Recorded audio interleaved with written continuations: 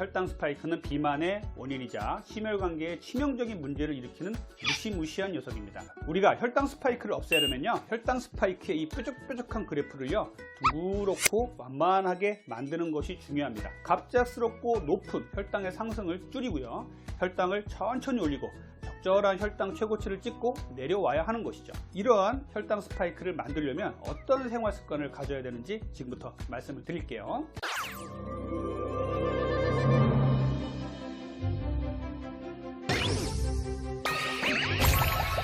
안녕하세요. 닥터리TV 가정의학과 전문의 원장 이진복입니다. 아침 식사를 잘못 드시면요, 비만을 유발하는 것은 물론이고 치명적인 혈관 손상이 와서 돌연사나 급사를 일으킬 수도 있다고 합니다. 너무 무섭기도 하고 과장된 것 같기도 한데요, 진짜일까요? 궁금하시다면 끝까지 시청 부탁드리고요, 도움이 되셨다면 구독과 좋아요, 알림 설정 부탁드릴게요.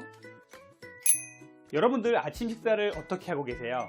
어떤 분들은 꼬박꼬박 챙겨 드시기도 하고, 어떤 분들은 식욕이 없어서 거르시거나, 또 어떤 분들은 간헐적 단식을 하느라고 거르시는 분들도 계시죠. 아침에 고소한 식빵에 딸기잼을 발라서 달콤한 주스와 같이 드시는 것은요, 비만의 원인이자 급사, 돌연사의 원인이 될 수도 있습니다. 아침 하나 잘못 먹는다고 급사까지? 닥터리, 이거 너무 심한 억울로 아닌가요? 라는 분들도 계실 텐데요, 지금부터 제가 드리는 말씀을 잘 들어보세요. 제가 오늘 말씀드리고자 하는 내용은요, 혈당 스파이크에 대한 내용입니다. 혈당 스파이크의 기본적인 내용은요, 제 이전 유튜브에 많이 나와 있으니까요, 꼭 한번 보시길 바라고요. 이전에 제가 다룬 내용은요, 혈당 스파이크가 건강도 위협하지만 다이어트를 방해하고 비만의 원인이 된다는 말씀을 드렸었어요. 아침 공복에 정제된 탄수화물을 먹으면요, 혈당이 빠르게 치솟고 이때 인슐린이 분비되면서 지방을 축적한다는 것입니다. 이 혈당 스파이크가 무서운 이유는요, 단지 당뇨병 환자만 혈당 스파이크가 일어난 것이 아니라 현대를 살아가는 모든 사람에게서 일어날 수 있다는 것입니다. 예를 들어서 나시나 20대 여성은요, 본인의 혈당이 하루 종일 어떻게 움직이는지 알 길이 없습니다.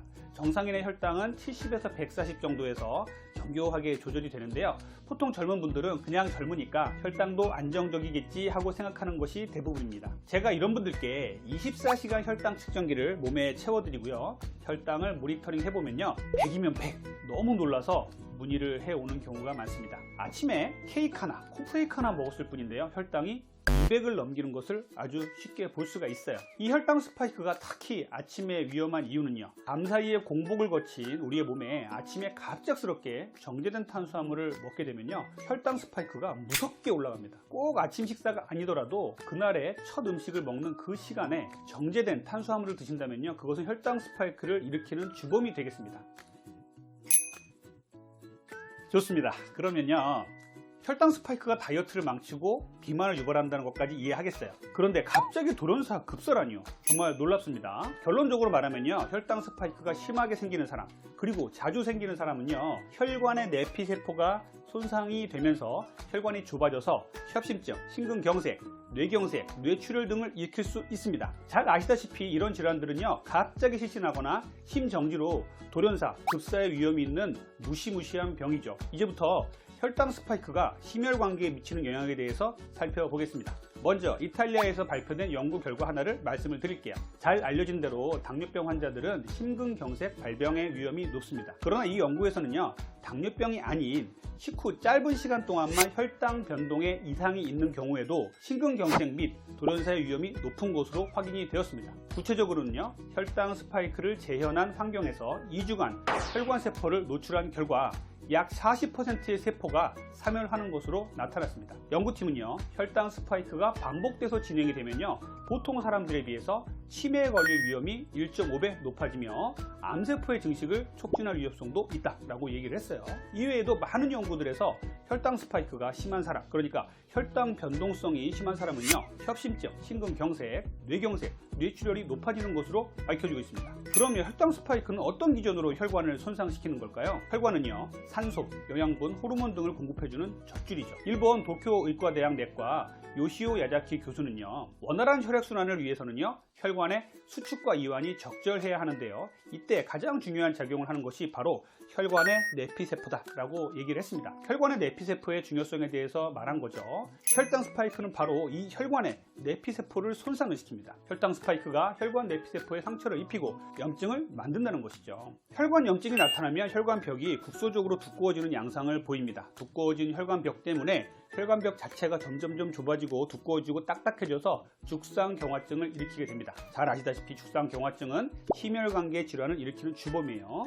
이 상처를 입은 혈관 내피세포는요, 상처의 치유 과정에서 염증세포가 발생하면서 상처 부위에 혈전, 즉 피떡이 생기게 되는 것이죠. 잘 아시다시피 혈전은요, 혈관을 좁게 만들고요, 좁아지거나 막힌 혈관은 협심증, 심근경색, 뇌경색, 뇌출혈과 같은 심혈관계 질환을 일으키는 것입니다. 이상에서 살펴본 것과 같이 혈당 스파이크는 비만의 원인이자 심혈관계에 치명적인 문제를 일으키는 무시무시한 녀석입니다. 따라서 혈당 스파이크를 막는 식사를 하는 것은 이런 급사의 위험에서 벗어나는 길인데요. 어떻게 생활 습관을 바꿔야 할까요? 우리가 혈당 스파이크를 없애려면요, 혈당 스파이크의 이 뾰족뾰족한 그래프를요, 둥그렇고 완만하게 만드는 것이 중요합니다. 갑작스럽고 높은 혈당의 상승을 줄이고요, 혈당을 천천히 올리고 적절한 혈당 최고치를 찍고 내려와야 하는 것이죠. 이러한 혈당 스파이크를 만들려면 어떤 생활 습관을 가져야 되는지 지금부터 말씀을 드릴게요.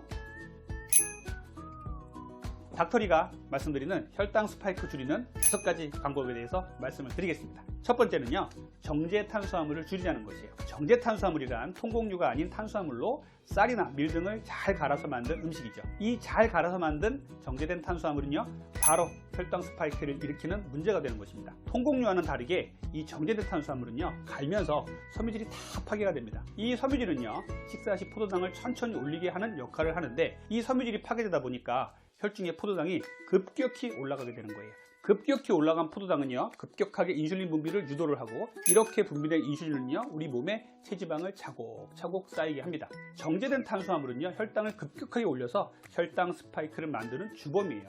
현대 사회에 만연해 있는 이 정제 탄수화물을 줄여야 혈당 스파이크에서 벗어날 수 있습니다. 두 번째, 혈당 스파이크를 줄이는 방법은요, 식사 순서를 바꾸자는 것입니다. 식사 중에 간단한 방법으로 혈당 스파이크를 예방할 수 있습니다. 가장 중요한 포인트는요, 밥이나 빵 등에 많이 포함된 당질의 흡수 속도를 최대한 늦추는 것이에요. 이것을 늦추는 방법은요, 먹는 순서를 채소, 고기, 생선, 밥 등으로 바꾸면 혈당치 상승이 완만해집니다. 채소에 풍부한 식이섬유는요, 장의 벽을 만들어서 당의 흡수를 억제해주고요, 단백질은요, 소화와 관련된 호르몬인 인크레틴을 많이 분비시키면서 탄수화물이 소장에서 흡수되는 시간을 늘려주는 효과가 있습니다. 이처럼 똑같은 음식이라도 먹는 순서를 바꾸면요, 혈당을 낮춰줄 뿐 아니라 다이어트 시에 도움이 되니까 꼭 실천을 해보세요. 자, 세 번째 혈당 스파이크를 낮추는 방법은요, 아침 식사를 꼭 하자는 거예요. 바쁜 현대인들은요, 아침 식사를 거르는 일이 많습니다. 어떤 분들은 다이어트에 좋을 것 같아서 아침 식사를 거른다 하시는 분들도 계시고요, 어떤 분들은 간헐적 단식을 위해서 또 입맛이 없어서 아침을 거르시는 분도 계시죠. 하지만 아침 식사를 거르면 거를수록 혈당 스파이크가 더 악화된다는 연구 보고가 많습니다. 실험에 따르면요, 공복 시간이 길어지면 길어질수록 큰 혈당 스파이크가 발생했다고 합니다. 바빠도 하루에 3끼를 꼬박꼬박 챙겨 먹는 식습관이 혈당 스파이크를 막는 지름길인 것입니다. 아침을 거르는 간헐적 단식도 좋은 다이어트 방법이지만 혈당 스파이크의 위험이 있는 분들은요, 아침 식사를 꼭 하시는 것이 좋겠어요. 네 번째는요, 식이섬유를 충분히 먹자는 거예요.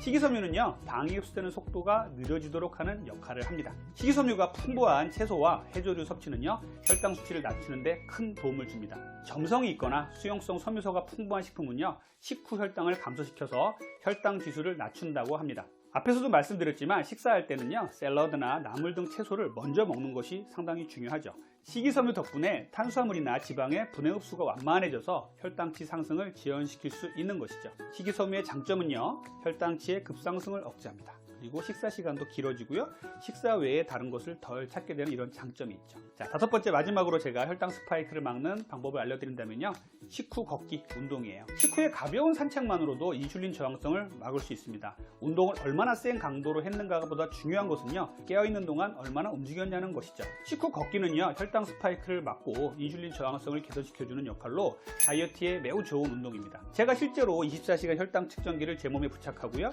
식후 앉거나 쉰 날과 식후 바로 30분 걷기 운동을 한 날을 비교를 해보면서 혈당의 변화를 관찰을 했는데요.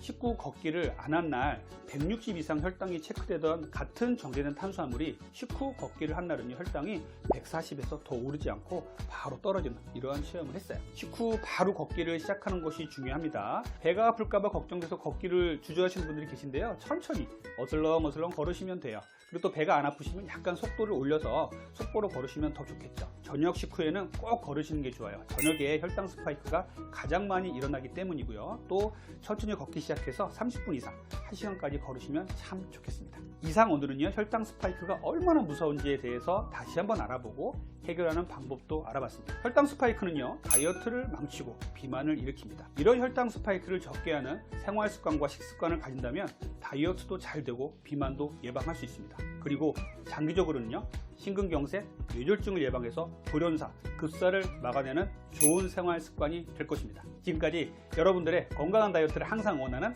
다이어트 멘토 닥터리 원장 이진복이었습니다. 감사합니다.